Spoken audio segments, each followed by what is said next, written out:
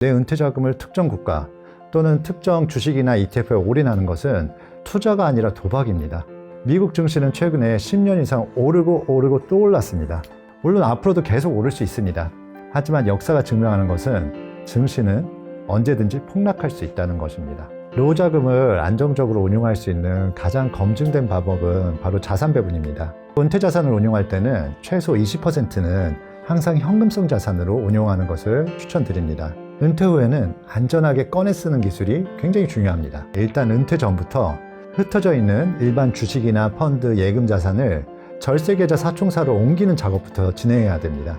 네, 안녕하세요. 은퇴 플래너 최종률입니다.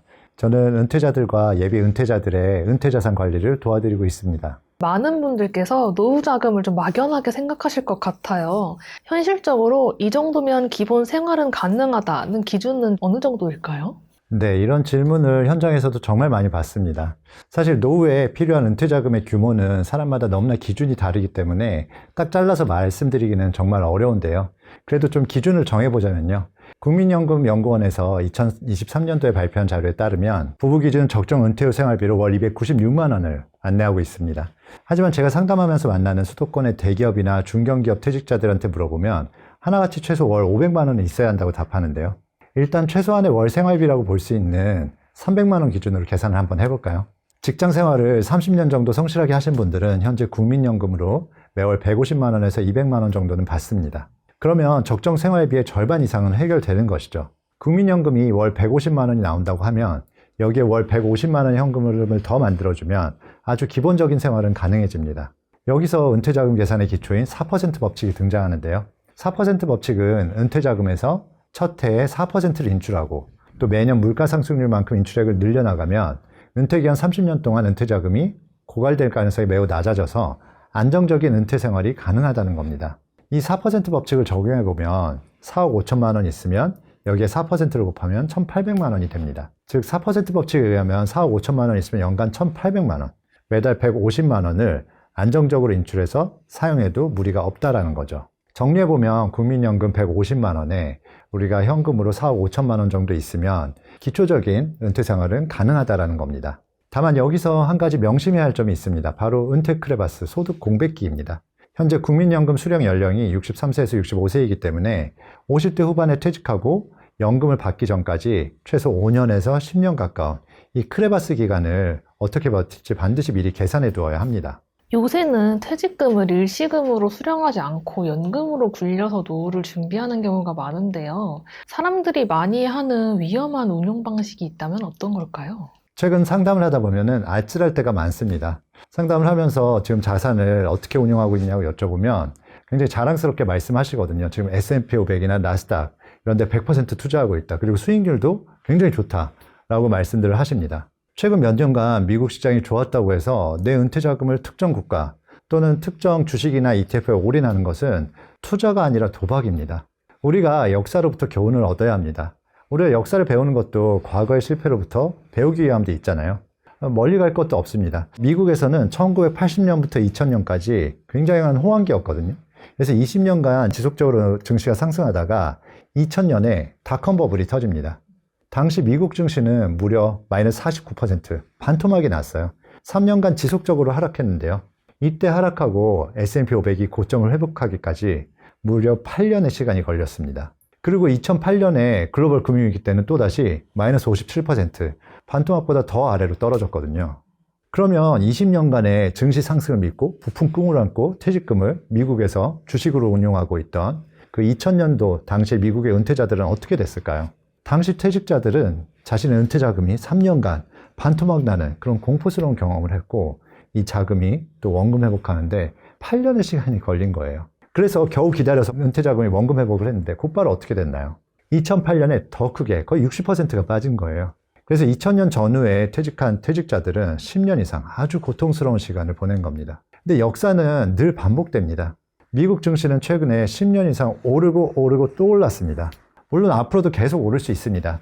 하지만 역사가 증명하는 것은 증시는 언제든지 폭락할 수 있다는 것입니다. 그리고 폭락한 후 회복하기까지 상당한 시간, 10년 이상 소요될 수도 있습니다. 이 점을 반드시 명심하셔야 합니다. 투자 상품 가입할 때 늘 써있는 문구 있죠. 과거의 수익이 미래의 수익을 보장하지 않는다. 물론 S&P 500이나 미국 증시 위주로 투자하는 것이 나쁘다는 것은 아닙니다. 그리고 꼭 미국 증시가 폭락할 거라고 제가 말씀드리는 것도 절대 아닙니다. 하지만 내 은퇴 자금을 한 국가의 증시에 올인하는 전략은 상당한 리스크를 내포하고 있다는 것을 꼭 아셨으면 좋겠습니다. 다른 나라 주식을 좀 이렇게 해서 분산시키는 게 좀 방법이 될까요? 네, 일단 자산 배분을 할 때는 주식만 투자하면 안 되고요. 주식과 함께 채권도 보유하고 있어야 되고 금이나 원자재 같은 자산도 보유해서 포트폴리오를 다변화할 필요가 있습니다. 그래야 증시가 빠질 때 채권이 올라간다든지 금 가격이 올라가다든지 해서 하락폭을 줄이고 안정적인 운영이 되고요. 또한 주식을 투자할 때도 미국에만 투자하는 것보다는 미국과 신흥국을 반반씩 나누거나 고르게 좀 투자하는 것을 추천드립니다. 그렇다면 노후 자금을 좀 안정적으로 운용할 수 있는 방법이 있다면 어떤 게 있을까요? 노후 자금을 안정적으로 운용할 수 있는 가장 검증된 방법은 바로 자산 배분입니다. 지혜의 책 탈무드에서도 그렇게 얘기하죠. 자산을 3분의 1씩 나누라고 하거든요. 그래서 3분의 1은 토지에, 3분의 1은 사업에, 또 3분의 1은 현금에 투자라고 얘기를 합니다. 여러분의 은퇴 자금도 주식형 100%가 아니라 주식, 채권, 금, 원자재 등 서로 가격이 반대로 움직이는 자산들에 쪼개서 투자해야지 거대한 폭풍우 속에서도 견딜 수가 있습니다. 자산 배분 포트폴리오에도 여러 가지 방식이 있는데 그 중에서도 가장 대표적인 것이 세계 최대 헤지 펀드의 창립자인 레이 달리오가 고안한 올웨더 포트폴리오입니다. 올웨더 포트폴리오는 기본적으로 주식 30%, 장기 국채 40%, 또 중기 국채 15%, 금 7.5%, 원자재 7.5%의 비율로 자산을 나눠서 경제에 어떤 상황이 닥치더라도 리스크 분산을 통해서 변동성을 최소화하고 또 꾸준히 수익을 낼 수 있도록 해줍니다. 과거 수익률을 백테스트 해보면 연평균 7에서 9%의 높은 수익률을 기록하면서도 주식에 비해서 훨씬 낮은 변동성, 리스크를 보입니다. 특히 증시가 폭락할 때 하락폭이 훨씬 적고 또 어떤 하락장에서는 오히려 채권이나 금 같은 자산의 가격이 상승하면서 플러스 수익이 나기도 합니다. 결론적으로 은퇴 자금을 훨씬 마음 편하게 운용할 수 있는 방안이고 폭락장에서도 내 자산을 지킬 수 있는 운용 전략입니다. 또한 우리나라 은퇴자들이 은퇴 자금을 안정적으로 운용하기 위해서 반드시 고려해야 할 것은 달러 자산을 포트폴리오에 포함시키는 것입니다. 대한민국 경제 위기가 오면 달러 환율은 급등합니다. IMF 때는 달러 환율이 2,000원까지 갔었고요. 글로벌 금융위기 때 2008년에는 달러 환율이 1,600원까지 올랐었습니다. 달러 환노출된 ETF나 펀드를 포트폴리오에 포함해두면 위기 상황에서 내 자산을 든든하게 지켜주는 역할을 합니다. 세계적으로 위기가 생기거나 아니면 우리나라에 경제 위기가 생기면 위험자산, 즉 주식에 있던 돈들이 다 빠져나와서 안전한 곳을 찾아갑니다. 근데 세계에서 가장 안전자산으로 보는 게 뭘까요? 금이나 원유나 부동산이 아니고 달러를 세계에서는 가장 안전자산으로 봅니다. 그래서 글로벌 자금이 달러로 몰리게 되고 위기 상황에 오면 오히려 달러의 가치는 올라가게 됩니다. 그래서 과거에도 우리나라에 큰 위기가 있을 때는 달러 환율이 급격하게 오르는 그런 현상들을 보이는 거죠. 요새 연금저축이나 IRP를 가지고 있어도 막상 은퇴할 때 어떻게 꺼내 쓰는지 모르는 분들이 많을 것 같은데요. 세금까지 고려하면서 가장 유리하게 수령할 수 있는 전략이 있을까요? 네, 대부분의 은퇴자들이 직장 생활 내내 돈을 모으고 투자하는 것에만 신경을 쓰며 살아왔습니다. 그리고 의외로 제가 만나는 퇴직자들, 은퇴자들도 의외로 투자에만 관심을 많이 갖는데요. 은퇴 후에는 안전하게 꺼내 쓰는 기술이 굉장히 중요합니다. 인출 전략에 대해 안내하기 전에 일단 은퇴 전부터 흩어져 있는 일반 주식이나 펀드, 예금 자산을 절세 계좌 사총사로 옮기는 작업부터 진행해야 됩니다. 일반 계좌는 세금이 붙기 때문에 장기간 운용에 적합하지가 않습니다. 그래서 절세 계좌 사총사라고 우리가 부르는 연금저축, IRP, ISA, 비과세연금 같은 절세 계좌들로 자산을 옮겨놓는 작업을 하셔야 됩니다. 연금저축과 IRP는 연 1,800만 원, ISA는 연 2천만 원, 그리고 비과세연금은 연 1,800만 원까지 넣을 수가 있습니다. 4개 계좌에 합치면 연 5,600만 원을 넣을 수가 있습니다. 부부가 같이 하면 연 1억 원 이상 입금이 가능합니다. 4가지 모든 은퇴 자금은 이 절세 계좌 사총사로 옮겨주는 것이 좋습니다. 그 다음에는 구체적인 인출 전략인데요. 저는 제가 은퇴 자산을 관리해드리는 고객분들과 매년 연봉 협상을 진행합니다. 이 개념을 꼭 스스로에게도 도입해 보셔야 합니다. 예를 들어서 올해 나의 국민연금 수령액이 월 200만 원이고 배우자 국민연금 100만 원, 또 예전에 가입해둔 연금보험이 있어서 월 50만 원이 들어옵니다. 그래서 월 350만 원의 소득은 확보되었다고 가정해 볼게요. 그런데 부부의 은퇴 생활비로 매월 500만 원이 필요합니다. 그럼 매월 150만 원이 비죠. 1년으로 치면은 1,800만 원. 그러면 부부의 올해 연봉은 1,800만 원으로 확정하고 딱 그만큼만 절세 계좌에서 인출하는 겁니다. 그리고 매년 이런 식으로 들어오는 돈과 나갈 돈을 평가해서 그 차익만큼을 내 은퇴자금에서 인출하는 겁니다. 1년치를 한꺼번에 빼서 CMA 같은 입출금 계좌에 넣어놓고 매월 급여받듯이 생활비 계좌로 한 달치씩 스스로 이체해서 급여받듯이 생활을 하는 겁니다. 물론 이와 같은 인출 전략은 사전에 플래닝된 은퇴 후 30년간의 인출 전략의 어떤 큰 틀 안에서 매년 변경된 사항들을 세부적으로 조정해서 적용하는 것입니다. 그리고 은퇴 자산을 운용할 때는 최소 20%는 항상 현금성 자산으로 운용하는 것을 추천드립니다. 이렇게 말씀드리면 어떤 분들은 현금성 자산은 잊어도 얼마 안 붙고 아깝다. 차라리 그 돈을 주식이나 ETF에 투자하고 싶다라고 말씀하시는 분들도 있는데요. 현금성 자산은 다음 두 가지 이유로 굉장히 중요한 역할을 합니다. 자산 배분 차원에서는 현금성 자산의 비중이 증시 폭락기 안정망 역할을 해주고 변동성을 줄여줍니다. 좀 더 안심하고 은퇴자금을 운용할 수 있게 해주는 거죠. 생각보다 매우 중요한 역할입니다. 그리고 은퇴자금을 주식형으로만 운용하면 하락장에서 자산을 인출해야 할 때 큰 고민에 빠질 수밖에 없습니다. 폭락했을 때 손실난 ETF를 눈물을 머금고 팔 수밖에 없습니다. 현금성 자산은 이런 하락기에도 필요한 자금을 마음 편하게 인출할 수 있도록 심리적 지지선 역할도 해줍니다. 현금성 자산은 이런 두 가지 이유에서 은퇴자금 포트폴리오에서 아주 중요한 역할을 합니다. 손실이 무서워가지고 예금 적금만 하는 분들도 많다고 들었어요. 평생 투자를 잘 안 해봐서 은퇴자금을 예금 같은 안전자산으로만 운용하시는 분들도 종종 있습니다. 하지만 우리가 은퇴자산을 운용할 때는 내가 자산이 정말 많아서 어떻게 운용해도 상관없는 경우가 아니라면은 은퇴자금은 반드시 투자로 운용하는 것이 필요합니다. 물론 계속 말씀드리듯이 무리하게 주식형으로만 운용하라는 것이 아니라 자산 배분을 해서 일부 주식형으로 투자를 해서 운용할 필요가 있습니다. 왜냐하면 물가 상승도 계속 이어지고 우리가 투자로 인한 기회비용을 놓쳐서는 안 되거든요. 실질적으로 우리가 투자 수익률을 2%, 3%만 올려도 은퇴 기간이 30년이라고 하면 꽤 큰 자산의 차이가 발생하기 때문에 내가 자산이 정말 많아서 상관없는 경우가 아니라면 반드시 좀 투자에 대해서 공부하고 자산 배분을 하면은 우리가 크게 시장에 휘둘리지 않으면서 투자를 하실 수가 있거든요.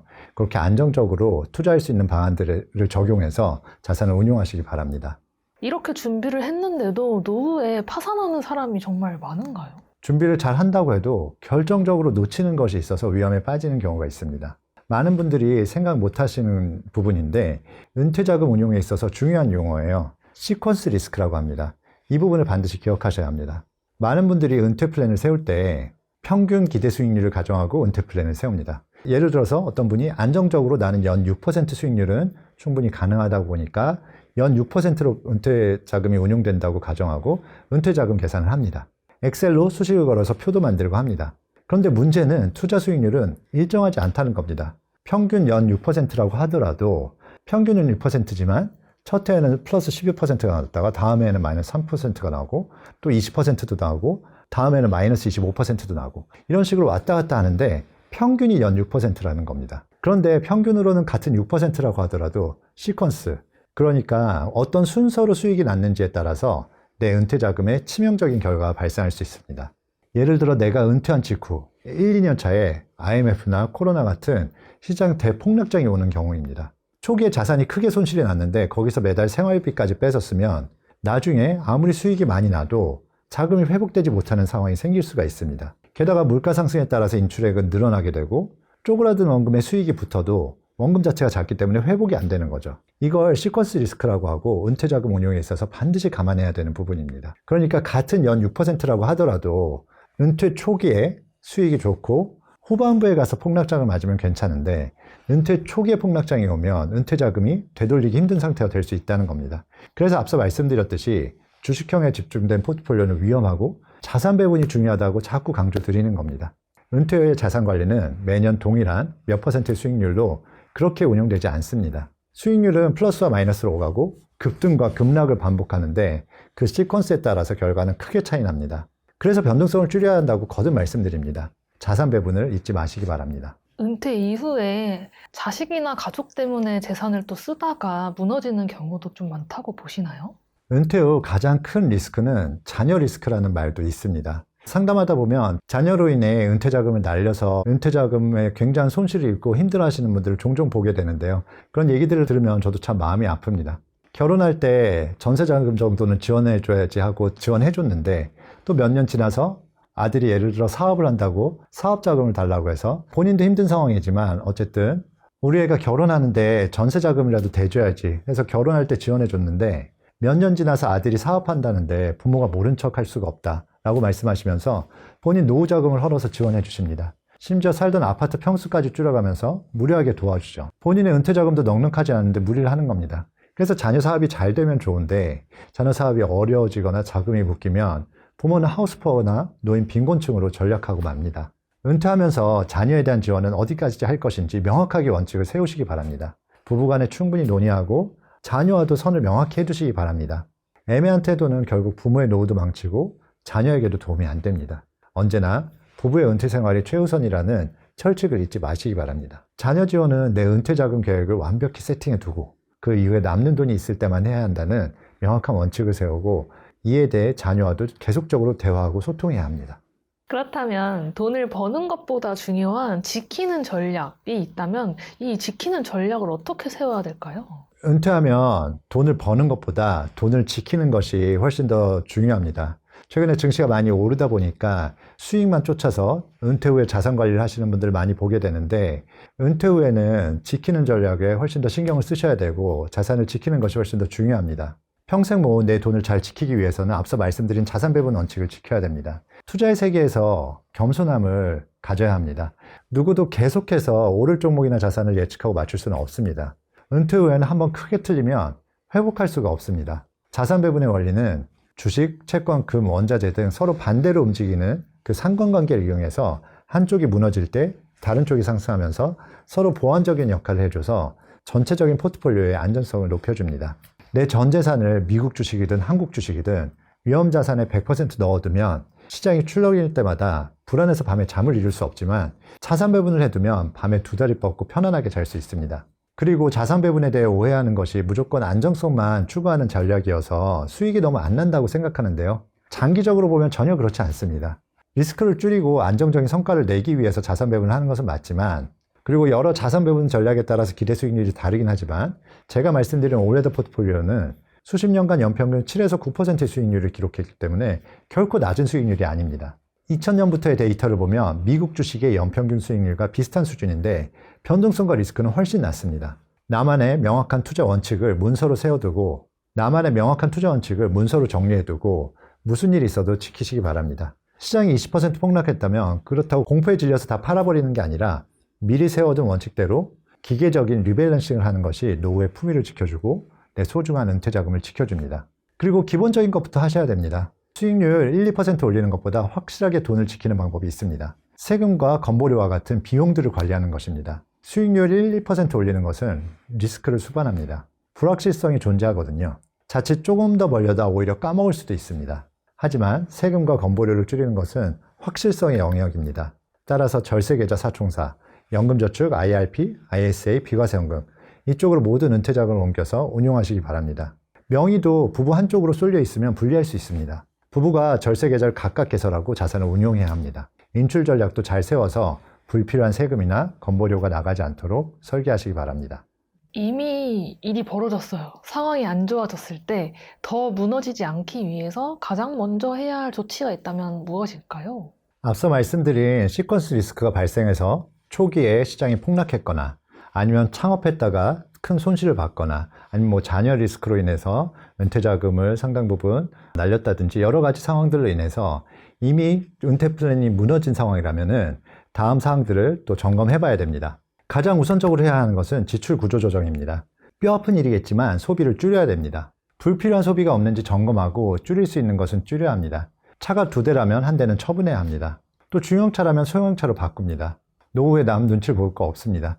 바꾸면서 차익도 생기겠지만 또 유지비도 훨씬 덜 들어갑니다. 외식도 줄여야 됩니다. 집에서 또 밥해 먹는 재미가 있거든요. 더 건강하게 먹을 수도 있습니다. 또 불필요하게 나가는 보험료가 있다면 잘 살펴보고 조정해야 됩니다. 휴대폰도 알뜰폰으로 바꾸세요. 조금만 찾아보고 고민하면 의외로 줄일 수 있는 곳이 많이 있습니다. 시간이 많으니까 소비의 각 영역에서 어떻게 줄일 수 있는지 열심히 고민해보고 검색해보시기 바랍니다. 카드 혜택도 찾아보고 각종 구독료도 정말 필요한 것인지 잘 살펴보시기 바랍니다. 사회생활하는 자녀가 있다면 약간의 생활비를 받는 것도 생각해 볼 수 있습니다. 지금까지 막대한 사교육비와 대학 학자금도 지원해 줬다면 자취한다고 생각하고 약간의 생활비를 받는 것도 좋습니다. 자녀가 독립할 때를 대비해서 지출 관리를 미리 해보는 차원에서 좋은 습관 형성에도 오히려 도움이 됩니다. 두 번째는 부동산의 활용입니다. 우리나라 50대, 60대들은 대부분의 자산이 부동산으로 묶여 있습니다. 약 70%가 부동산으로 되어 있는데 상황이 어려워졌다면 부동산 활용부터 검토해 보셔야 됩니다. 활용하는 방안은 다운사이징을 하거나 아니면 주택연금을 우리가 신청해서 연금으로 받는 방법이 있습니다. 주택연금은 주택금융공사에서 보증하고 부부 둘 다 죽을 때까지 나오기 때문에 저는 적극적으로 권하고 있습니다. 밥값이 없어서 굶으면서도 이 아파트 한 채는 기필코 자식 주겠다고 꽉 쥐고 계시는 분들을 보게 됩니다. 상황이 안 좋아졌다면 부동산을 적극적으로 활용할 방안에 대해서 고민해 보시기 바랍니다. 세 번째는 자존심을 내려놓고 다시 일하는 것입니다. 과거의 대기업 임원 명함이나 부장 명함은 미련 없이 휴지통에 버리시기 바랍니다. 눈높이를 낮춰서 파트타임이든 아파트 경비든 요양보호사든 당장 시작하셔야 됩니다. 한 달에 200만 원을 벌면 6억 원짜리 상가 임대소득에 맞먹는 엄청난 가치입니다. 일을 하면 소비할 시간도 줄어들어서 효과는 2배가 됩니다. 은퇴 계획이 무너져도 그 상황에서 최선을 다하면 살아갈 방법은 충분히 있습니다. 그럼 마지막으로 지금 40대에서 60대 사이의 분들께 이거 하나만큼은 반드시 지켜라 하는 노후 파산 방지 핵심 조언이 있다면 어떤 걸 말씀해 주시겠어요? 은퇴 플래너로서 간곡히 말씀드립니다. 최근 10년간 주식시장이 비정상적으로 좋았습니다. 이 때문에 많은 분들의 마음속에 투자만 하면 연 10%, 20% 수익은 당연히 나겠지 하는 헛된 기대가 자리 잡고 있습니다. 금융에서는 주식을 위험자산이라고 부르는데 실제로 얼마나 위험한 것인지 인식이 너무 부족합니다. 투자의 신이 아닌 이상 대부분의 평범한 사람들에게 은퇴자산 운용의 정답은 잃지 않는 투자, 철저한 자산 배분뿐입니다. 자산 배분의 원칙을 갖고 그 틀 안에서 투자에 대한 공부를 해나가실 것을 꼭 권합니다. 그리고 퇴직연금을 잘 관리하시기 바랍니다. 예전에 평생직장 개념이 희미해지면서 이직이 잦아졌습니다. 회사를 옮길 때마다 쌓여있던 퇴직금을 일시금으로 인출해버리는 분들이 많은데 이거 하나만은 꼭 기억하십시오. 퇴직금을 중간에 절대로 일시금으로 찾으시면 안 됩니다. 퇴직금은 퇴직금입니다. 퇴직금 제도라는 것 자체가 우리가 평생 이제 일하고 퇴직하면은 소득이 없어지니까 이 퇴직금으로 노후 생활을 하라는 뜻이거든요. 은퇴할 때까지 퇴직금을 잘 쌓아나가기 바랍니다. 퇴직금이 IRP에 쌓이면서 붙는 복리 효과는 강력합니다. 힘들더라도 퇴직금 꼭 지켜나가시기 바랍니다. 은퇴 준비는 3층 연금이 기본입니다. 국민연금도 일을 안 하는 배우자가 있다면 임의 가입을 꼭 해서 반드시 국민연금 수령액을 높여 놓으셔야 합니다. 그동안 못 냈던 국민연금을 한꺼번에 납부하는 추후 납부도 반드시 하셔야 합니다. 그렇게 국민연금 수령액을 최대한 높이고 퇴직연금을 중간에 찾지 않고 꾸준히 운용해 나가면 기본적인 은퇴 생활은 가능합니다. 거기에 추가적인 은퇴 자금을 적립하고 자산 배분의 원칙을 갖고 운용해 나간다면 자유롭고 안정적인 은퇴 후의 삶은 그리 어렵지만은 않을 거라 확신합니다. 제가 은퇴 플래너로 수많은 분들을 상담하면서 직접 경험했던 내용과 또 제가 가진 생각들에 대해서 말씀을 드렸습니다. 잘 준비하셔서 자유롭고 안정적인 은퇴 생활을 준비하시기 바랍니다. 여러분의 은퇴를 응원합니다.